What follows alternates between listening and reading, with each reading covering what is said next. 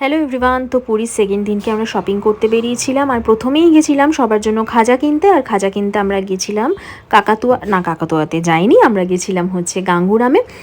অনেকের থেকে এটা রেকমেন্ডেশনে পেয়েছিলাম। আর বিশ্বাস করো আমাদের এই খাজা সত্যি খুব ভালো লেগেছে।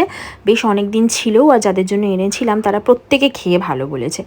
আর তারপর চলে গেছিলাম শপিং করতে বাচ্চাগুলোর জন্য। তো প্রথমেই এই যে যোগুদাদার ছবি আঁকা জামাটা কিনেছি। এটা হচ্ছে আমার মেয়ের জন্য কিনেছি, আর টুকটাক বাচ্চাদের জন্যও কিনেছি। আর তারপরে চলে গিয়েছিলাম আমরা কিছু ডিনারের জন্য কিনতে। আমরা যে ইস্কনের গলিতে ছিলাম সেখানেই দোকানটা আমাদের সত্যি খুব ভালো লেগেছে।